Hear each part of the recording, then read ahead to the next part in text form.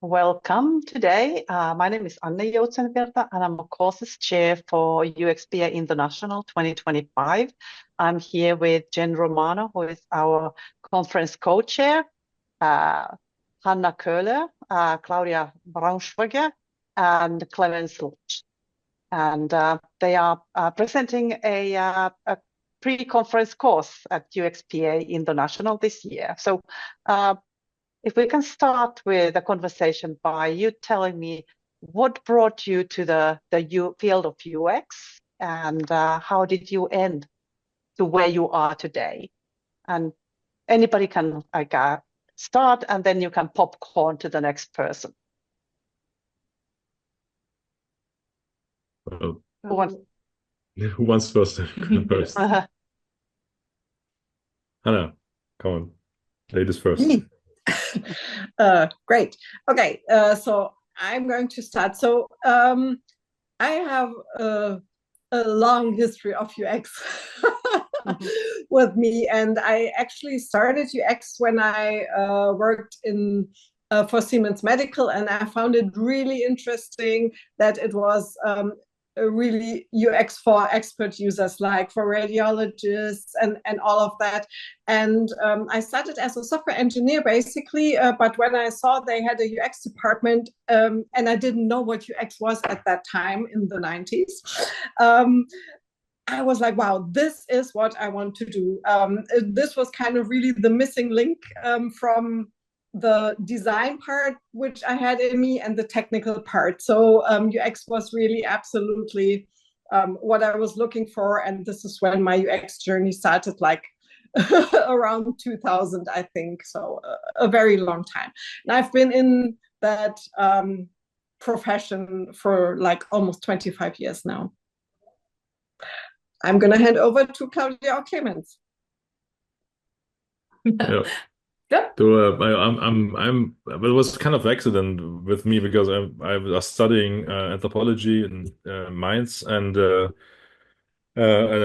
of the teachers showed me a paper, an article in a paper about software ergonomics, and how ergonomics or industrial anthropology applies to new media, and it was in '93, and so I started working with when I did my master thesis in '93 and '4, and so 95, so my first project was in '94, so 31 years ago, and ever since I'm doing all around usability, UX, and human-centered approach. And I was invited '96 by a good friend to join the standards meeting in Germany, and then became involved in standardization since '96 and '99 also in ISO, and ever since I'm a standards guy, and people ask me about standards all the time, which is good, and promoting a human-centered approach pretty much on strategic levels as well. And the journey pretty soon shifted from interaction design and some research stuff towards more planning and organizing UX management, and in agencies and in Siemens and Microsoft worked with partners in ecosystem and with big companies, small companies, and trying to make it tangible was pretty much what I'm doing today as well. So a long journey, yeah. Claudia. Thank you. So I came from graphic design and slipped into UI design, and yeah, I think the early 2000s, and then I started my own startup, and we were measuring reefs, and we did a lot of different stuff, and it was an interactive software, and at the end we realized without the users we don't have the success we wanted to have, and that is very important because it was about diving, it was about safety, it was about realizing what's around, and 3D recognition and so on. And this was very interesting, and working within my own startup, I realized that we have to have focus on that. And in between, I also had, I was working in a games company, so I realized how important is it with games, and also together with my startup and with my company. And yeah, this was the early beginnings of UX when I switched into UX, and this was very interesting. It was, I think, around about 2010, and this is the time where, where I'm in UX now.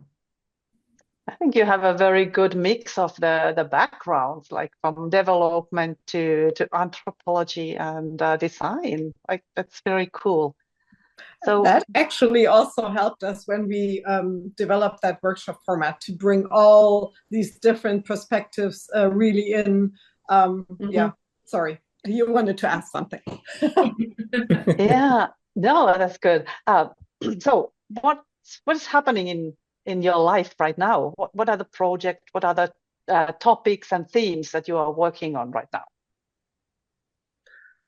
Where to Yeah, start? yeah, where to start? The current project actually for me is the whole topic of inclusive design and accessibility, because in Europe there's a law coming on and all of the companies are looking at really creating more accessible and more inclusive software. So this is really a huge challenge, but also very interesting and really rewarding to work on topics like that. So, well, we are kind of also all three of us involved also in the international accreditation program for UX professionals, which we started some years ago out of in collaboration with many different chapters from UXPA in Germany, Netherlands, Austria, England, and US, of course, and we're working together on that, and we're planning next steps here. We are both, Claudia and we are also teaching at the university in Munich, SDI International University, in a focus research program where we kind of try to adopt human-centered ideas and the idea of assessing processes and usability in the healthcare aspects and clinics. And this is also interesting because actually this is also interesting for us because since we are doing strategic consulting to help people, help organizations understand the human-centered approach, which is evidence-based and pretty much standardized qualities that is adds more value to the understanding, not being just business number pushing consultants, and that is interesting for us now, and then kind of converges with the human-centered approach. So it's an involvement step for us, and that's what's happening as well, for example. Yeah, so Clemens tells you everything that happened. So yeah, so due to the fact that I had the startup, I also worked afterwards. I closed my startup, or it was it went to the investors, and I had then a lot of free time afterwards. And so I worked with startups at the beginning, and so I turned into strategy a little bit more. And that I realized that this very often they start just with an idea and with the lean approach, more or less. And so the whole research is missing. And so they have so strong ideas that they want to push it, and then they bring it to the market, and 10 or 9 out of 10 startups fail. And the problem is that a lot of companies take this approach and think, oh, when it's good for startups, it will be good for us. And so this is also because we wanted to change it a little bit. We want to bring it to the companies that we say, hey, start with research, start with data-driven decisions. And so this is why we shift the strategy from the project to the companies or to the strategic decisions in the beginning. That's our work. And yeah, beside I work in school on a college, and I'm teaching interaction design.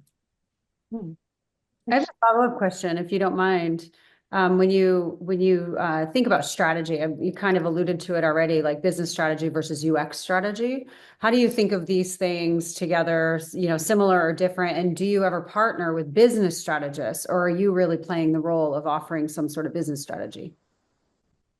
I think it works together. So I think it's important to have a business strategy. You have the numbers, but you also have to be aware of the UX strategy, because it's more, I don't say UX strategy is human-centered strategy. So what are the goals of your company? What are you about your employees, about your portfolio, about the whole life cycle of your products, systems, or service, and where do you start? And I think it's very important, especially in these times, that you realize what the users are really need, because we have a lot of companies that are not robust, and they are struggling because they made so many wrong decisions. So as we have now in Austria, we have a lot of companies, and whenever you hear about the struggling, you hear, oh, it was a management issue. And most of the time it's a management issue because they are only watching the numbers and not about if their product, systems, or services are successful or could be successful because they are needed or need-based. Okay. It's interesting, like there is so much data and insights on the importance of having a human-centered approach and the benefits of that.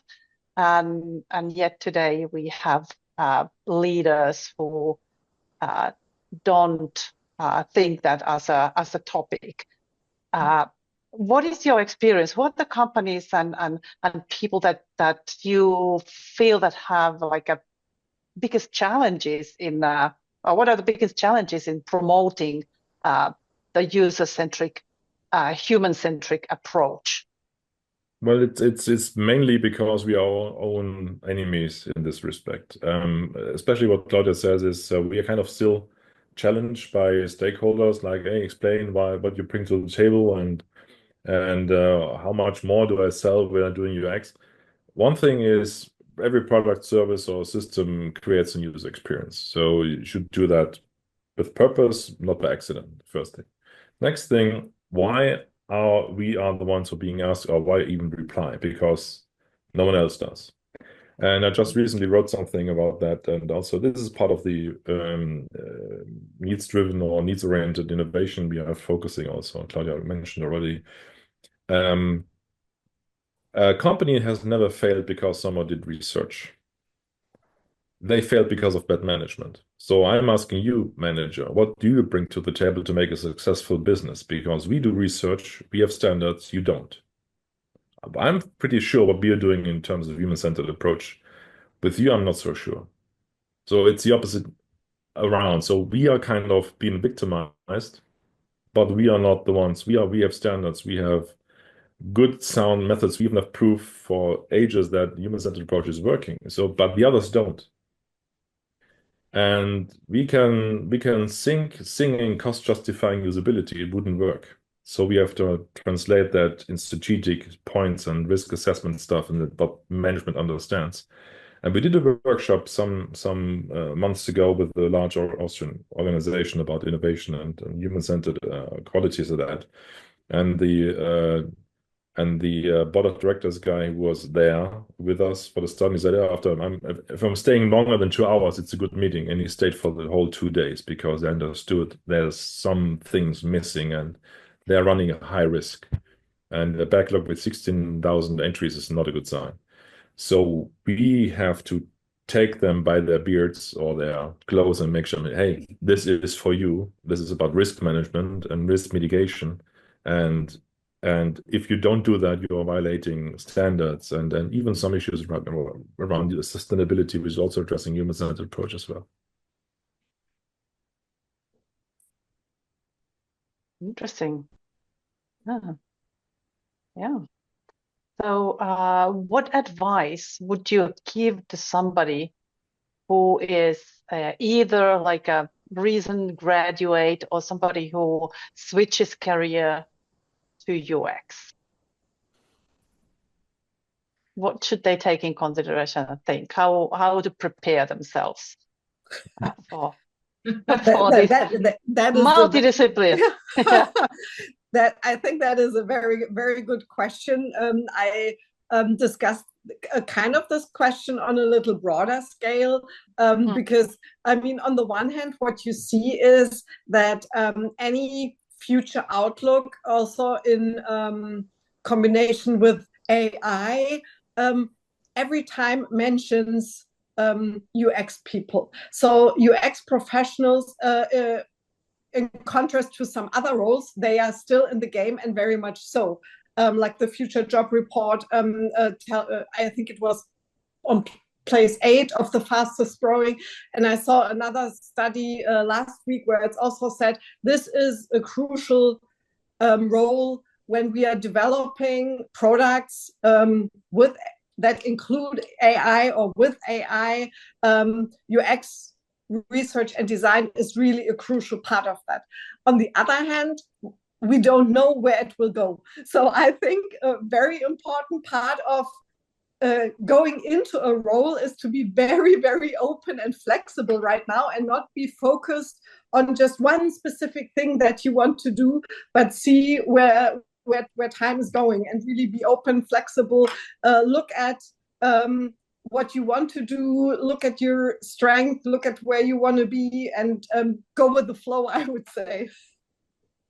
But on the other hand, I will recommend that there are no unicorns. So I think UX is such a huge field, and you can't be a researcher and study psychology and other topics, or whole design or development or information architecture. You can't do everything at once, because it's such a huge field that you have to work in a team. And even if you are trained, even if you are very long time in the proficiency, you are still, it's not good to do everything for yourself, because you're biased, you're sometimes you're blind, you find your blind spot, and then you can't deliver a really good project. So I think be open, be very curious, try to find your strength, but also respect the profession of the others. And to add to this is also that we will see it, and also that's what I'm also talking to students when we talk about digital media or communication stuff. It is that you have to understand that I think the future of that whole professional field is more going back to understand that most of the work is about planning, not producing. So you have this UX UI/job openings, which is a good sign for stupid hiring processes and low maturity anyway. But we are educating, not we, but many people are educating UX professionals as UI workers. And even themselves, they kind of they cling to their tool set, and as this is a life raft, which is not the case. Like I can't do user requirements because I have no template in Figma for that. But that's how they think, that's how they're educated right now, with the boot camps, with the design sprints, with the 2-day workshops, whatever they do for vocational training. But our work is in planning and do research and really enabling production, which is automated and maybe soon assisted with AI, whatever. But the thing is really we have to have the planning and the data and mitigate the risk and optimize the processes and workflows and so forth. Just some spotlights in my mind about that. Yeah. Thank you.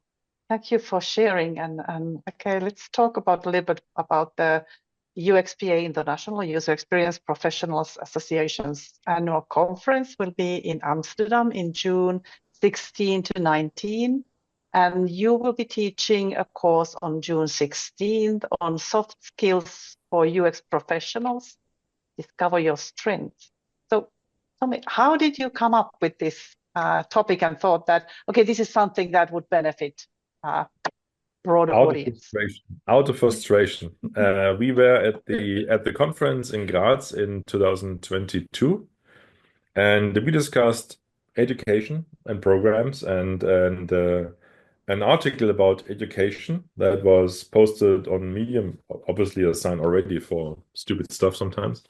And it was talking about soft skills, and one of these soft skills was research and storytelling, which are not soft skills.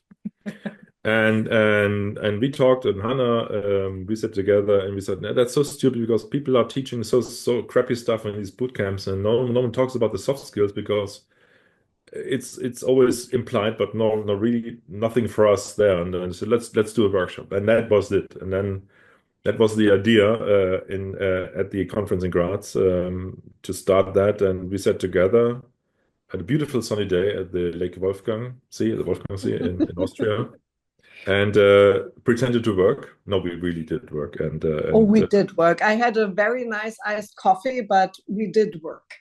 yeah. And we really thought that too much stuff is around management and sales and blah blah, and so we kind of took on the challenge and fought through some stuff, and we had a great mastermind behind all that, which was Claudia. And without her, we wouldn't have come to be able to republish it and use it for a workshop. So that was awesome. Sometimes it's a benefit to be designer. Yeah. And a person with product experience, because it makes something tangible. It's very a challenge, you know.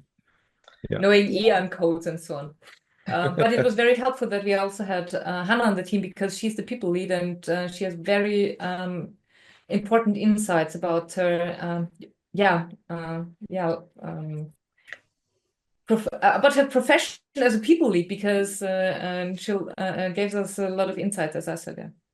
Yeah, like what kind of skills are very helpful in a mixed UX team where you have like researchers, accessibility experts, designers, testers, and all of that. And actually, our workshop also came out from some feedback of people who kind of reskilled into the UX professions, and they said, well, and this was a very good effect. They said, okay, now I know a couple of tools and I know so many methods, but what else do I need to be successful in UX? And this is where we also, like Claudia, Clemens, we looked and said, I think there's a really vital part missing, and that is the soft skills. So what we actually did was we sat together and brought in those three perspectives that we had, really coming from very different backgrounds, and we challenged each other to say, is this really a soft skill that is really necessary for someone working in the focus area, for example, of UX management or UX user testing or accessibility? And I think the result is awesome. I get so happy every time I look at the cards, which were designed by Claudia, and really, it was a really good teamwork, I have to say. Can you? How do you define what is soft skill? Yeah. That's the standards guy. So it's pretty much a hard skill is like a technical skill which you can really learn and really which has a basis in either science or practice, and can be taught and has criterias and all that. And the soft skill is exactly not that. It is more like a character trait and something you can train or explore or even maybe discover, but so we kind of separate it in personal soft skills, communication soft skills, and social soft skills. And for example, diversity competence or intercultural competence, where you have kind of aspects you kind of discover and explore and elaborate upon. And soft in terms of is there are no criteria or quality levels in intercultural skills or in diversity competence also. Sometimes it's it sticks very close to your values, to your personal values. What are you as a person? And I think it's also very important. So sometimes I think you can't really train it, or you can train it, but maybe in some things you won't be really good, but that's okay. I think you have also to learn that you can't be great in everything. Yeah. I think that teaches you soft skills. So it goes like it's something that kind of almost borders with like your personality traits. Yeah, personal soft skills, which kind of makes you as a person, and how do you reflect yourself, how you experience yourself, how you want to experience yourself, and how you want to express. And one in the workshop we did in 2023 in Graz with the cards before we wrote the book, one UI designer laid out his favorite, what he thought is his best soft skills, and there was no creativity on the table. And we said, you're a UI designer, and they said, no, but people tell me what to do, and I do what they tell me. And I said, no, you should lay down what you feel, what are your best soft skills. And that was a completely different picture. And he said, oh my God, that's me. Because it's about reflection and make it tangible and have a card and then the book in your hand gives you something like to ponder about and see and communicate how people see you, you know? Interesting. Awesome. So who do you think that benefits from your course? Everybody. Everybody. Yeah. I think it's true because the soft skills. It is actually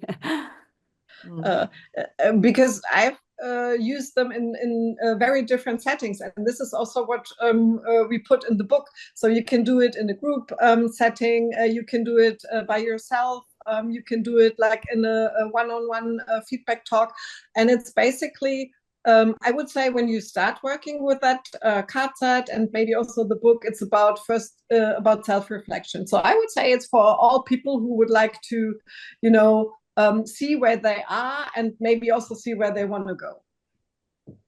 I think one good example is I had a workshop with a really big team, and there was one person, and he laid their card, and then he said, "Okay, I want to quit my job because I don't feel right here in that job, and now I know why, because my soft skills don't even fit with all the requirements I have in the other job." So he started in a completely different job and slightly switching to management, but he don't have the skills for management and he don't want to do it. But when he laid his soft skills on the canvas, he said, "Oh my gosh, now I feel who I am and what I wanted to do, and I want to switch back to that what I want to really do." So it sounds like a big part of this is self-awareness. Yes. Yeah. And this person was around about, I think, 52 years old. So it's for younger people, it's for older people. I think the self-reflection, you don't have the possibility very often in your daily job to reflect and to be part of the team. And what I realized was that we also talked to a client of us, and we talked about that the team doesn't work right, and she didn't know why. And then we talked about, oh my gosh, it's so clear because they have all the same soft skills. They are very good trained UXers, but they don't have the right soft skills that they work in a whole team because they miss somebody who is good in communication. They are very creative, but there are no organizational skills. But a team needs everything. Good point. What are you looking forward in this when participating UXPA International this summer? Well, it's kind of continuing the discussion we had last time already when we have the different perspectives, especially from people when we come from research and how we kind of reinvent ourselves because we're constantly reinventing ourselves and see the different points of view from all over the world, because we are in Europe. Working sometimes with people, I'm working with people from Asia and standards, for example, and it's very interesting to see the perspectives coming together and how people deal with, for example, challenges around the job market or the self-reflection of the future of the role, but also what has happened good, what was wrong. So that's kind of the mixture is interesting. And so that is a good conversation and was very, very insightful last time already. Awesome.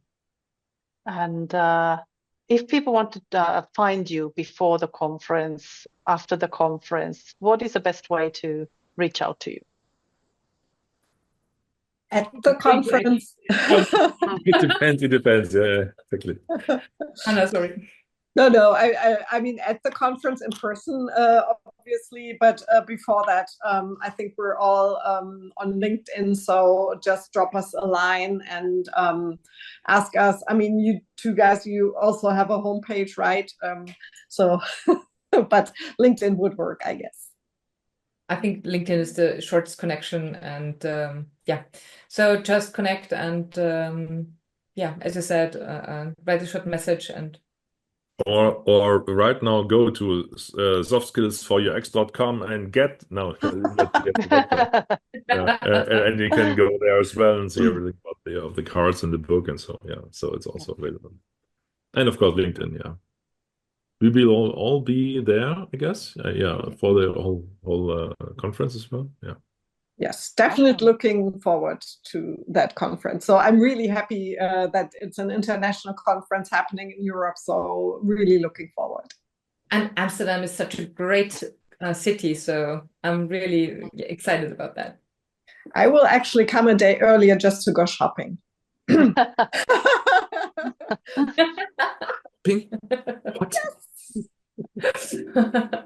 I'm looking. Well, if you want love tulips. Yeah, or cheese. No. Oh, God. But we take our bicycles with us. Yeah. Well, we come by train. It's yeah, we will come by train. Yeah. Same. Awesome. Well, thank you all. Thanks for joining us. Looking forward to seeing you again very, very soon. Amsterdam. Yeah. Same here. Thanks for having us. Yeah. Thank you for having us. Thank you.